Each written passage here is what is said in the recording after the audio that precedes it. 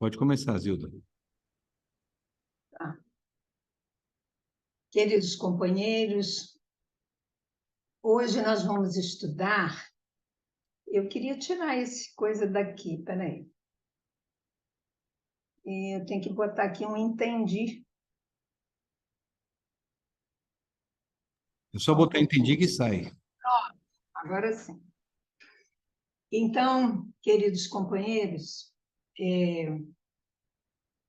nós vamos então estudar hoje. Ué, deixa eu retornar aqui. Essa passagem evangélica, que é descrita pelo evangelista Lucas, no capítulo 10, versículo 38 a 42, e que narra a visita feita pelo Mestre Jesus a uma família muito querida, que é a família de Betânia, né? Que são aqueles irmãos que a gente já conhece, o Lázaro, a Marta e a Maria. E Jesus faz essa visita a ele, como faz em todas as famílias do planeta Terra até nossos dias. Quem nos conta sobre essa família é o espírito Amélia Rodrigues, psicografia de Divaldo Pereira Franco, no livro Primícias do Reino. A Maria era irmã de Lázaro, de Marta, viviam em Betânia, lugarejo da Judéia, na encosta oriental do Monte das Oliveiras, no caminho que ligava Jerusalém a Jericó. Betânia ficava exatamente a 1 hora de Jerusalém.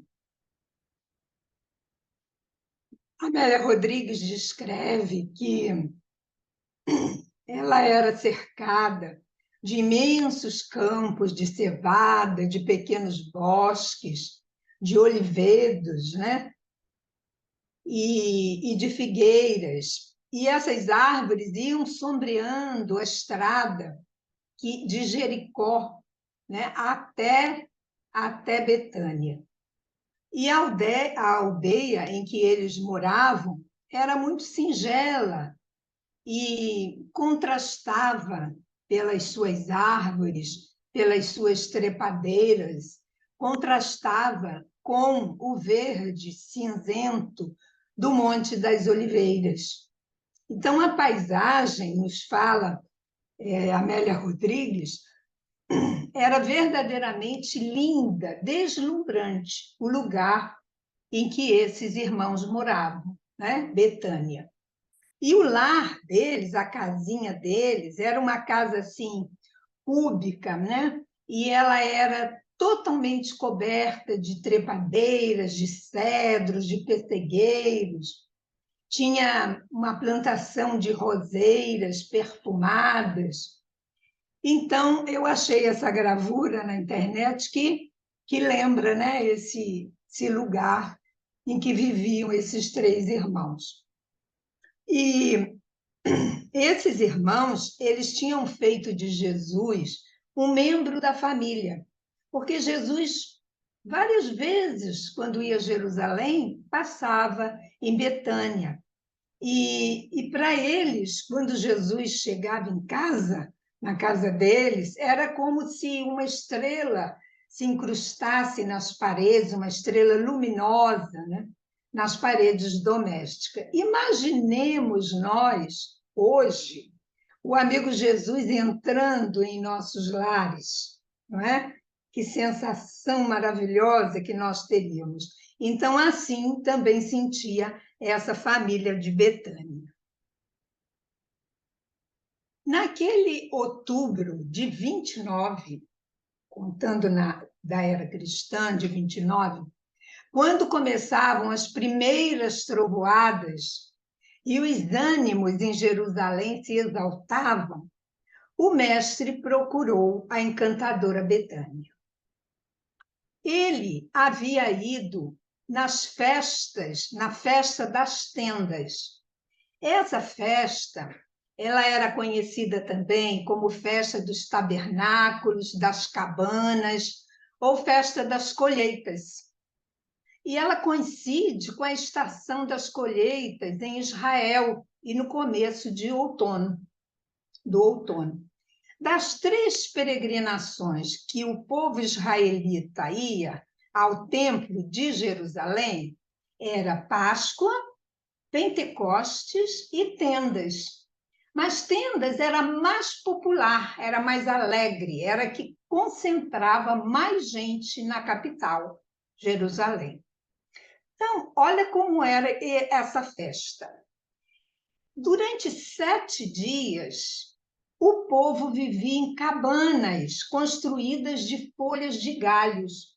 Eles saíam de suas casas, iam para os terraços, pátios das casas, para a esplanada do templo, eles iam para as praças públicas ou pelos arredores de Jerusalém e armavam cabanas com folhas de árvores a céu aberto. Por que faziam isso? Faziam isso exatamente para relembrar os 40 anos de êxodo dos judeus no deserto, após a sua saída do Egito. Por isso ela era a festa mais movimentada, mais cheia de gente, mais alegre. As pessoas iam para a rua e dormiam na rua durante 7 dias. Então, no tempo de Jesus, e por influência dos textos proféticos, nós vamos encontrar isso em Zacarias, capítulo 14, 16 a 19, o povo associava a festa das tendas ao triunfo definitivo do reino de Deus e do seu Messias.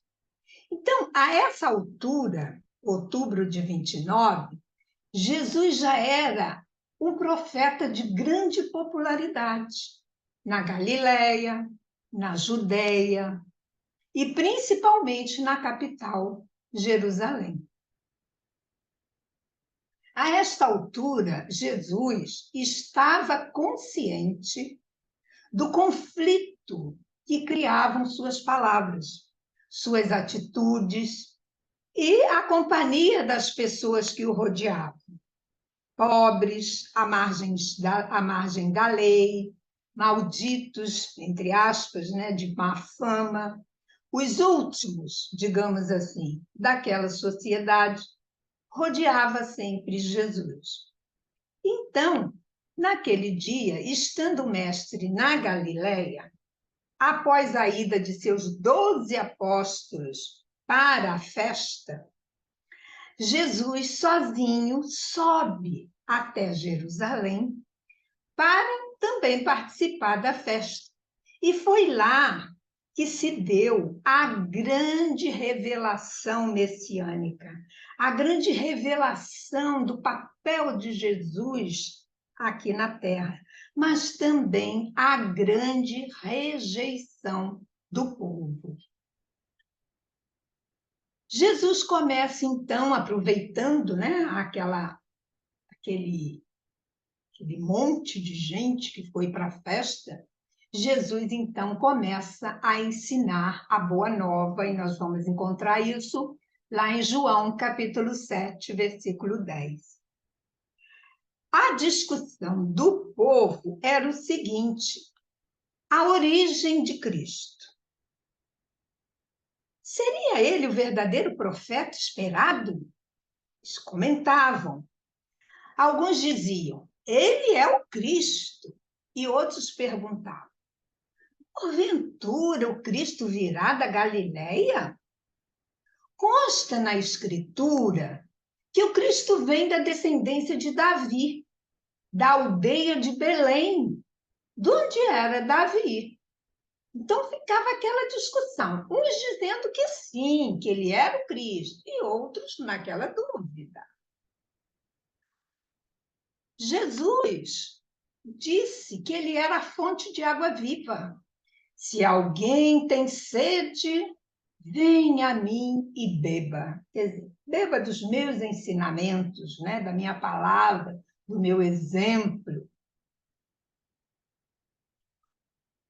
A mulher adúltera. Jesus, então, naquela festa, ele se encontra com a mulher adúltera e fala: aquele dentre vós que estiver em pecado, seja o primeiro que lhe atire pedra. Continua Jesus: eu sou a luz do mundo. Quem me segue não andará nas trevas, pelo contrário, terá a luz da vida. Imagine esses ensinos todos, com tanta gente, né? Com tanta discussão do povo. Jesus cura, faz a cura de um cego de nascença. E os que conheciam o cego, né? Que sabiam que ele era cego desde nascença, perguntaram para ele: como te foram abertos os olhos? E o cego respondeu: um homem chamado Jesus fez lodo, untou-me os olhos e disse: vai ao tanque de Siloé e lava-te. Então fui, lavei-me e estou vendo. O povo estava assim, uns maravilhados, outros desconfiados. Então, por isso, tantas dissensões havia. E houve mais dissensões ainda quando Jesus dá o testemunho sobre ele mesmo, né? Falando para o povo que ele era o enviado de Deus. Já no meio da festa, quando Jesus subiu ao templo e ensinava, alguns judeus ficaram maravilhados e perguntaram: ele sabia dessas coisas que dizia? E Jesus lhes respondeu: o meu ensino não é meu, e sim daquele que me enviou. E Jesus continua ensinando a boa nova, em meio a toda aquela discussão. Eu sou o bom pastor. O bom pastor dá a vida pelas ovelhas. E, finalmente, Jesus anuncia a sua próxima partida. Ainda por um tempo, pouco de tempo, estou convosco. E depois irei para junto daquele que me enviou. Meus irmãos, o Sinédrio o espreitava, o espionava, desejava surpreendê-lo em blasfêmia. Aquela confusão toda na festa das tendas. Mas Jesus, imperturbável, calmo, sereno, como sempre foi, continuava a sua sementeira da verdade. Ele sabia que os homens, que nós, certamente naquela época, também convivemos no meio dessa turba desconfiada, mas Jesus sabe que os homens são meninos espirituais e que o ódio é a consequência do amor selvagem atemorizado, nos diz Amélia Rodrigues. Meus irmãos, essa preeleição do mestre deu-se no ano 29 da era cristã, não é? E hoje, após 2000 anos aproximadamente, como necessitamos da presença do Cristo em nossas vidas. Principalmente nesses momentos, nesses tempos em que estamos vivendo de transição planetária. Será que nesses quase 2000 anos nós já abrimos as portas de nossa casa mental e de nosso coração, que é a sede dos sentimentos, para abrigar o divino Rabi em nós? Terminadas as festividades em Jerusalém e suportadas varonilmente aquelas lutas, verdadeiras lutas, o mestre não ignorava as dificuldades e os 12 apóstolos se surpreendiam e estavam amedrontados com aquela confusão inteira. E Jesus, e mesmo os seus apóstolos seguiam, necessitavam de repouso, de um lugar de aconchego e de paz. Lázaro aguarda à porta da casinha risonha e franca. Paz se faça nesta casa, disse o Senhor. Paz convosco, mestre, respondeu Lázaro em efusivo abraço ao hóspede querido. As duas irmãs recebiam os visitantes com entusiasmo, né? Olha, uma visita ilustre dessa. Era água para as abluções. Abluções é aquele ritual de purificação, de lavagem, né? Lavagem das mãos, dos pés. E também tinha o ritual de unção dos pés, que Maria foi fazer a unção dos pés de Jesus, né? Passar aquele óleo, aquele nardo.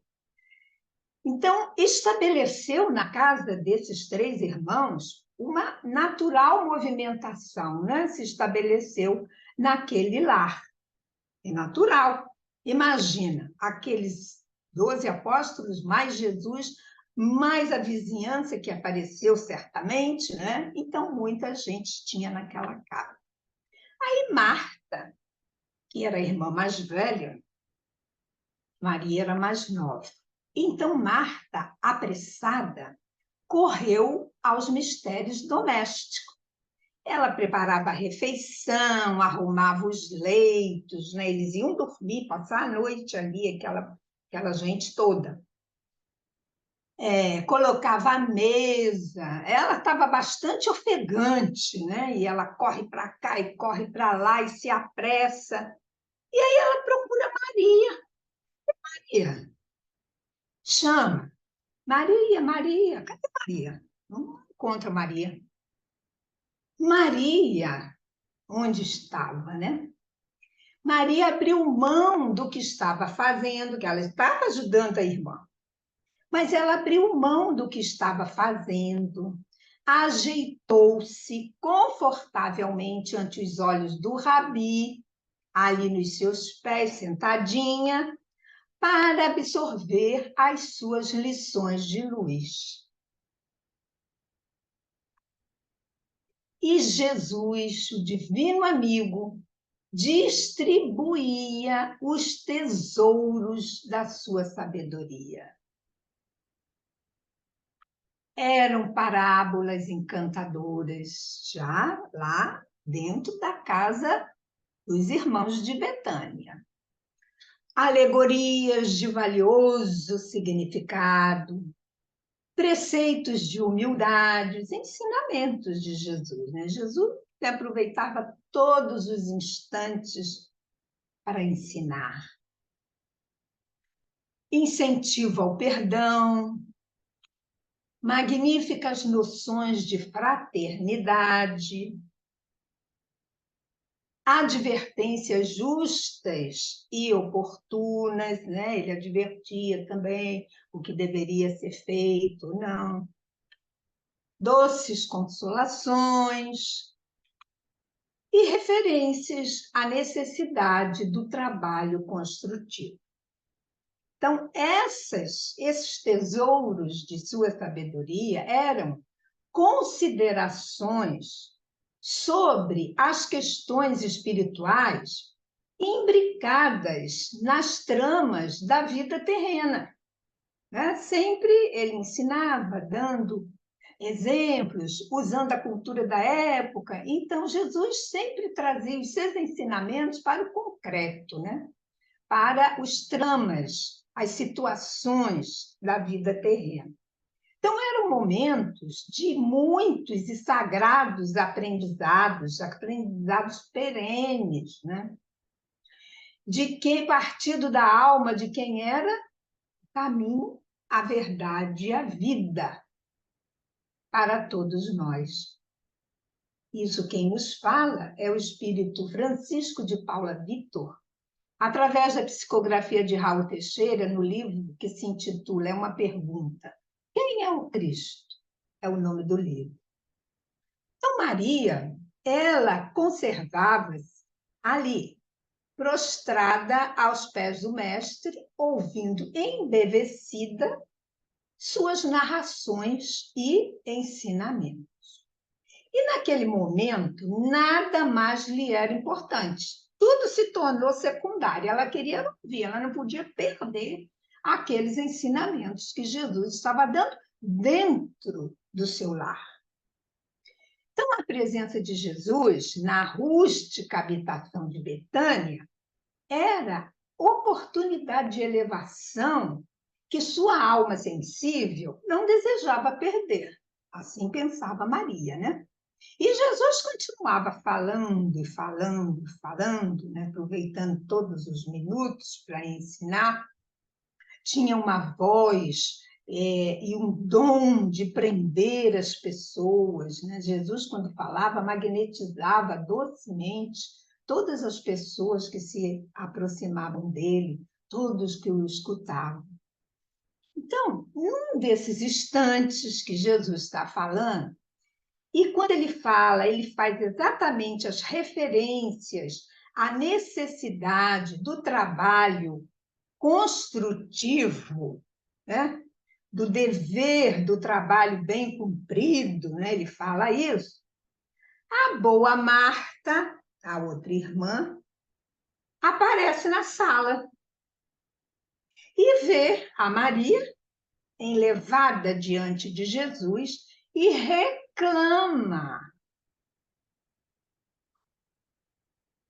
Senhor, te importas de que minha irmã tivesse deixado que eu fique a servir sozinha?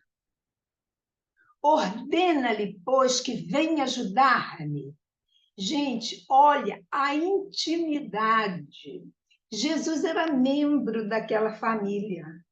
Tamanho era o amor, tamanha era a simplicidade, a fraternidade que envolvia. Maria veio chamando a atenção de Jesus, né? Se Jesus não se importava de ver Maria ali, a Marta, né? E ver Maria ali, sentada aos pés de Jesus, e deixando Marta fazer tanto trabalho que precisava naquele momento. Olha a intimidade. Surpresa, gente, olha a surpresa, que foi essa intimidade, né? Jesus opinar sobre o trivial. E aí, Jesus? Fala com ela, ordena ela para me ajudar, dê sua opinião. Isso é Marta falando para Jesus. Sobre a opinião que ela queria sobre o rotineiro das dedicadas anfitriãs. Agora, pensem vocês. Que iria responder o mestre? Tem três opções. Ele recriminaria Maria, ali aos seus pés, indiferente ao esforço da irmã? Ele censuraria Marta, a que estava trabalhando, ciosa dos deveres terrenos, em detrimento dos espirituais? Ou o mestre louvaria a dedicação de Maria, profundamente interessada nas verdades por ele anunciadas? Se eu estivesse presencial com vocês, eu ia querer saber quem vota em cada uma aí. Mas como eu não estou, vocês se livraram, né?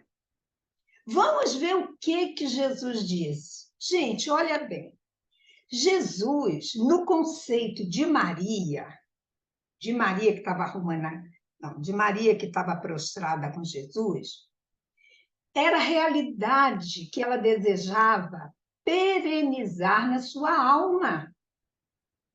Imagine se nós tivéssemos oportunidade hoje, que nós nos esforçamos para sermos seguidores do Cristo Jesus, se Jesus chegasse até nós, seja na nossa casa, seja na nossa casa de oração, onde for, seja na nossa capacidade de clarividência, e falasse conosco, nós não iríamos querer gravar em nossa mente, em nossa alma, as palavras de Jesus como um tesouro, né? Que não deveria fugir dos olhos e do coração. Assim pensava Maria, certamente pensaríamos nós naquele momento. Agora, Jesus, no conceito de Marta, a gente precisa também compreender. Ele era o hóspede celeste, gente. Sua presença na nossa casa, no caso, na casa delas, deveria ser honrada naquele instante. Ele deveria ser tratado como um príncipe. Tudo que havia de melhor, a melhor comidinha, a melhor toalha na mesa, a melhor toalha de banho, tudo que fosse melhor, nós queríamos dar para aquele hóspede, porque aquele hóspede era honrado. Que honra ter aquele hóspede na nossa casa. Esse era o conceito de Marta. As duas amavam Jesus, não é? Vamos ver o que Jesus respondeu para Marta. Respondeu-lhe o Senhor com imensa ternura e infinita compreensão. Marta, Marta, andas inquieta, e te preocupas com muitas coisas. Entretanto, pouco é necessário, ou mesmo uma só coisa. Maria, pois, escolheu a boa parte, e esta não lhe será tirada. Agora vejam a sensibilidade de Jesus diante do questionamento de Marta. Ele não censura Marta, não a recrimina, não lhe ironiza a confusão mental e não lhe critica por se achar presa às coisas terrestres. Ele não a critica, mas ele adverte-a por sua inquietação ante os problemas de rotina, reveladora de estado espiritual ainda inseguro, vacilante, indeciso. Jesus fala da melhor parte. A melhor parte é o ensino espiritual, que foi escolhida por Maria, pela irmã, mostrando-lhe um ângulo de vida inexplorável, inexplorado por sua mente, mais apegada às coisas passageiras do mundo. A Maria, ela já estava mais voltada para as coisas do espírito. E a Marta ainda estava, embora fosse uma ótima pessoa e tinha ali um ótimo propósito, estava ainda apegada às coisas passageiras do mundo. Então, quando Jesus fala, Marta, Marta, Marta, Marta, andas inquieta, A inquietação de Marta era o apreço maior à parte material. Não se preocupa com as lições que o mestre distribui com abundância e que a Maria está ali absorvendo sequiosa. Desculpa-me, justificou Marta. São os velhos hábitos muito arraigados. Respondeu Jesus. Para atingir a plenitude, só uma coisa basta: espírito de luta, capaz de arrebentar as velhas algemas e, renovado, entregar-se totalmente às coisas do Pai Celestial. Olha que interessante. Espírito de luta, capaz de arrebentar as velhas algemas que nos prendem a esses hábitos, a esses velhos hábitos arraigados do plano espiritual, do plano material. E, renovado, entregar-se totalmente às coisas do Pai. Tens razão, concordou a anfitriã. Quem nos conta toda essa passagem é Amélia Rodrigues, né? Lembrando mais uma vez no livro Primícias do Reino, psicografia de Divaldo. Então, gente, há muita gente no mundo na posição da Marta.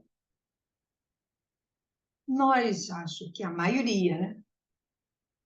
Generosa, fraterna, amava o mestre, mas inquieta, agitada, desassossegada ante as coisas perecíveis. Ela estava mais ligada aos interesses materiais. Mas aí vocês pensarão, uai, mas a gente tem que dar conta das coisas materiais. E as nossas obrigações que a própria vida nos impõe? A nossa família, a nossa casa, a busca dos suprimentos, né?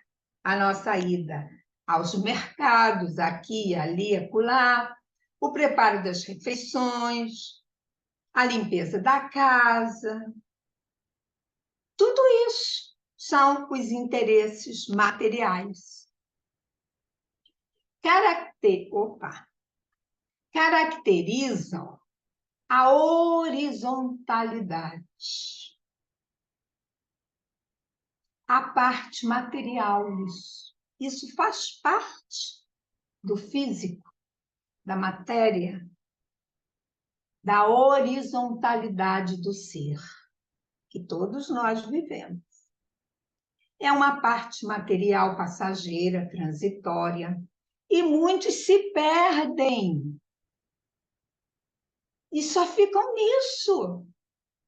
Não tem nem sequer uma religião, não vai nem sequer visitar um hospital, não vai nem sequer fazer uma visita, fazer um evangelho no lar. Nunca tem tempo, nunca tem tempo. Está sempre ali perturbado pela urgência de fazer as coisas materiais, né? Está sempre presa na luta que os envolve no dia a dia. Ai, o tempo passa tão ligeiro, né? Está muito presa no consumismo, no ter, no ter. Esses são os interesses materiais que nos colocam no plano da horizontalidade. Então, quando Jesus fala as velhas algemas, ele diz o seguinte: o homem se afadiga inutilmente, se perde a si mesmo, como se estivesse em labirinto cruel, por ignorar as diferenças capitais entre os valores imaginários e os reais. Vamos ver isso. Que valores são esses? Imaginários e os reais. Uns, continua Jesus, uns se aferram à posse e são vencidos pelo que possuem. A posse. Eu quero, eu preciso, eu almejo. E são vencidos pelo que possuem, porque nunca possuem para sua satisfação. Sempre querem mais e mais e mais. Outros se encastelam nas paixões do mundo. E sucumbem, soterrados ao peso delas. Inumeráveis se agarram às ambições e enlouquecem, percorrendo-lhes as sendas escabrosas.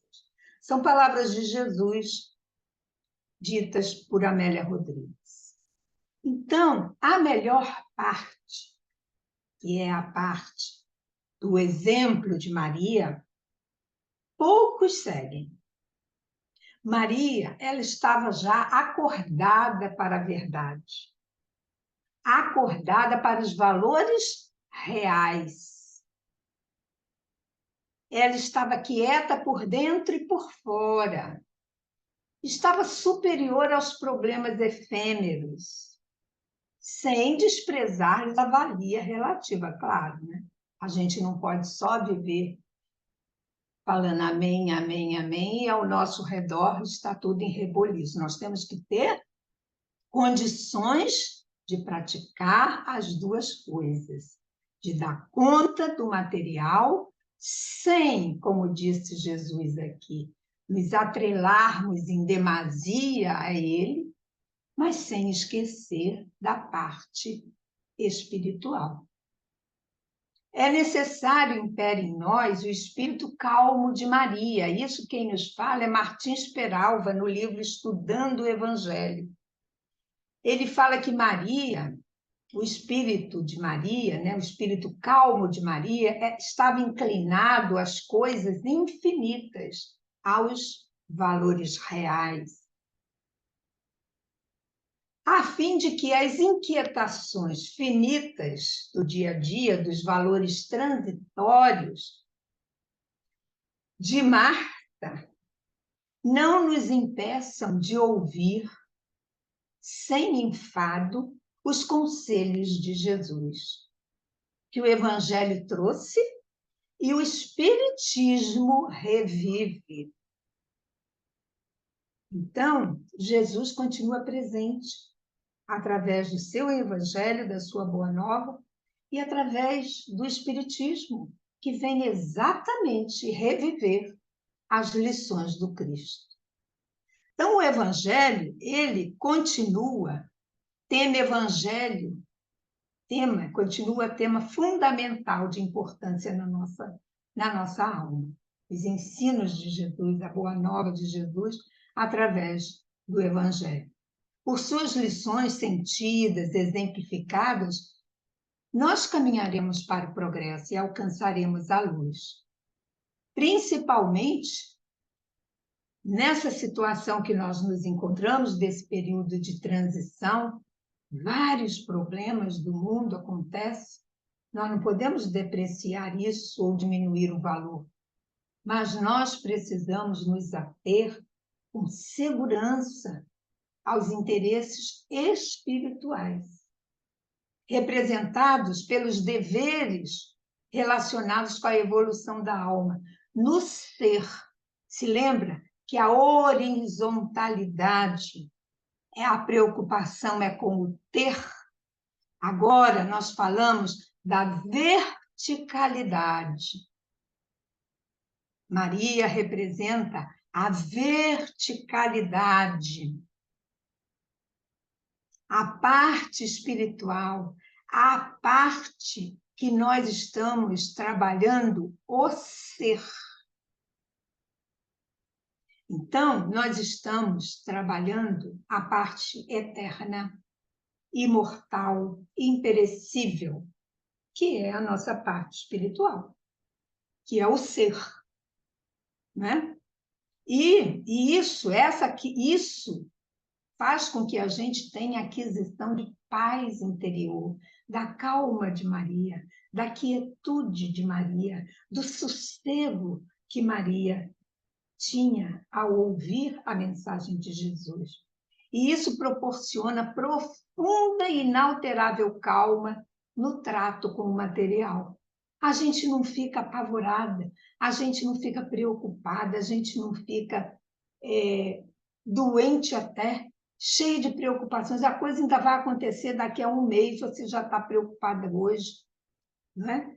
Quando a gente trabalha a verticalidade, quando a gente trabalha o ser, a gente tem condições de calmaria para resolver os problemas da horizontalidade, os problemas do ter, e o ter o essencial, né? De preferência, o essencial. Então, nós vamos ver que a compreensão espiritual, isso requer uma compreensão espiritual de cada um de nós. Uma compreensão. Nós temos que compreender isso. O valor devido ao ter e o valor devido ao ser. Então, nós precisamos compreender que a compreensão espiritual, ela é um patrimônio inalienável. Não pode ser dado. Se eu já conquistei essa compreensão espiritual, eu não posso dar para ninguém. Eu não posso vender, eu não posso trocar. Também não pode ser tirado de quem quer que seja que já tem essa compreensão, porque isso é do ser, é conquista do ser. É como disse Jesus, é quebrar as velhas algemas. Então, ninguém pode anular ou extinguir no homem aquela parte que já foi adquirida, aquela compreensão espiritual que já foi adquirida por ele, mediante experiências pessoais sucessivas que se perdem na noite dos milênios sem conta. Não estamos falando só do hoje, estamos falando da nossa vivência anterior, que a gente vem trabalhando isso, trabalhando a nossa horizontalidade, trabalhando o nosso ser e trabalhando a nossa compreensão espiritual. O homem entende, quando ele compreende isso, o homem entende, sabe, sente, exemplifica, não se define, ele vive isso, não se define por palavras. Essa compreensão espiritual, quando se conquista isso, isso é elaboração de N encarnações. O tempo não esmaece nem apaga as lições cristãs. Certamente vivemos lá no tempo do Cristo, como Maria, Marta, né? E como tantos outros personagens do Evangelho. Mas as lições do Cristo, as lições cristãs que Jesus passou para nós, o tempo não esmaece, nós temos ela. E o entendimento disso se evidencia no nosso discernimento, de saber o que é bom, o que é mal, de saber o tanto de valor que merece o ter e o ser, a horizontalidade, os bens materiais e a verticalidade, os bens espirituais.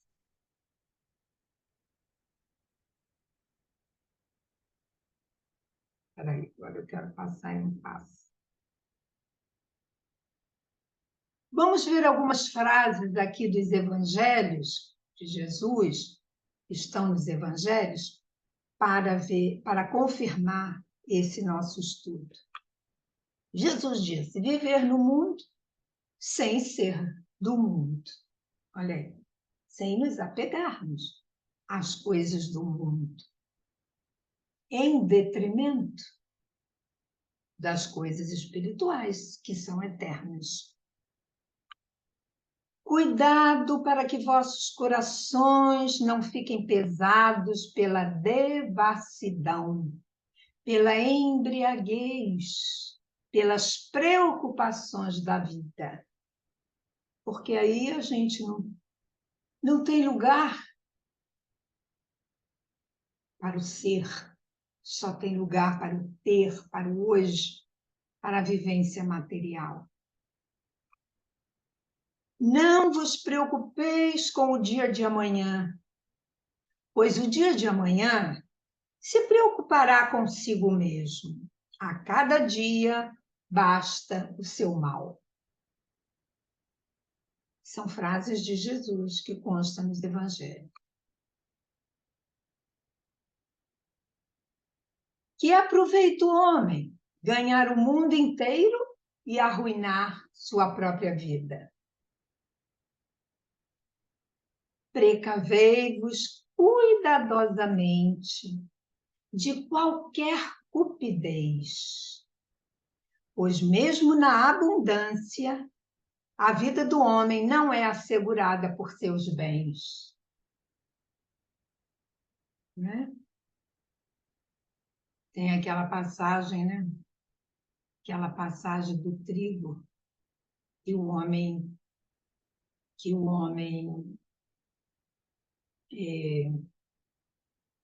demoliu lá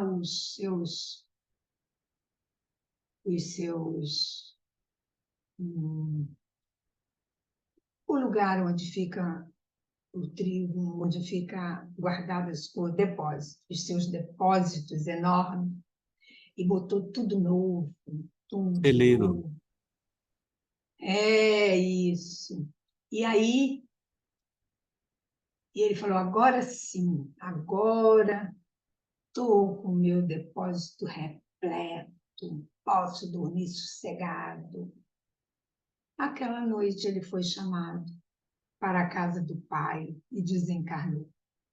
Então, é isso que Jesus diz. Precavei-vos cuidadosamente de qualquer cupidez, quer dizer, qualquer ânsia, qualquer coisa que queira a mais, a mais, a mais. Mesmo na abundância, mesmo que tenhamos esse mais e mais e mais material, a vida do homem não é assegurada por seus bens. Porque quando chega na hora de nós retornarmos, nós deixaremos tudo. Trabalhai, não pelo alimento que se perde, mas pelo alimento que permanece até a vida eterna. Né? Então, nós temos que nos sustentar? Temos. É com o suor de teu rosto que ganhareis o teu pão. Então, temos que trabalhar para não sermos pesados para ninguém. Temos que nos vestir? Temos. Temos que ir no médico? Temos que nos tratar? Temos que comprar nossos remédios? Temos. Podemos dar uns passeios de vez em quando? Podemos. Porém, não é só isso na nossa vida. O alimento que permanece a vida eterna não é isso. É o alimento interno, o alimento do ser bom, do ser generoso, do ser útil. Não é? Esse é que é o alimento que nós vamos levar, que nós não perderemos jamais. Então, há de ter uma balança, né? Há de ter uma coesão do que é da horizontalidade, do que é da matéria e do que é da verticalidade, do que é do ser eterno.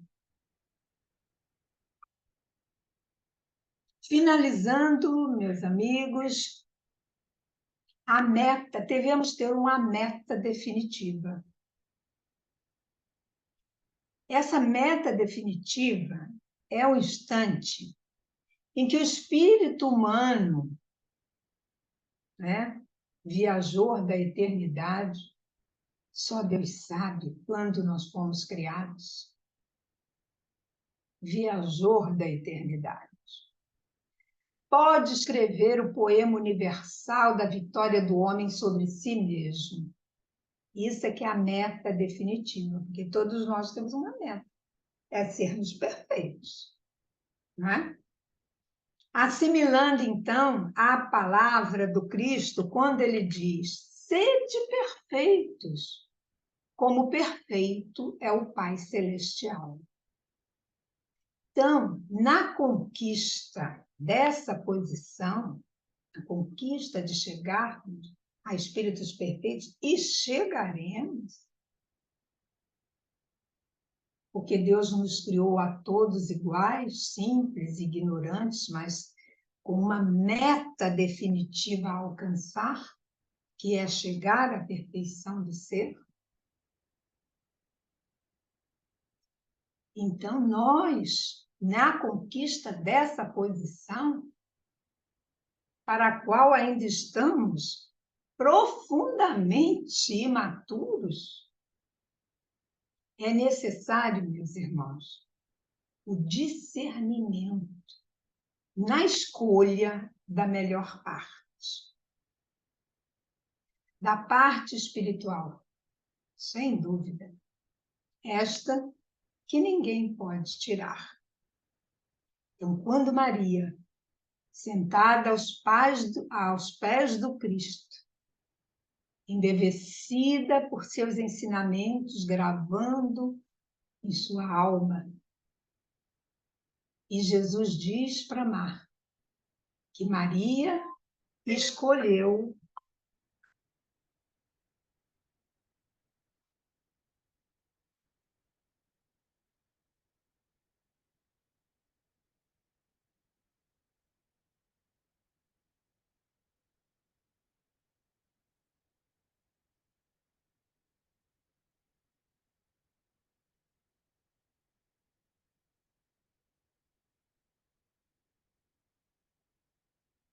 me perdoe, gente, esqueci.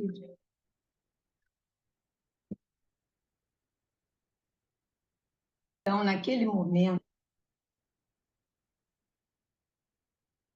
momento em que Jesus fala para Marta, com toda doçura, sem criticar, que Maria escolheu a boa parte, né? É um exemplo para nós todos, porque a boa parte ninguém pode nos tirar. Muito obrigada pela atenção de todos.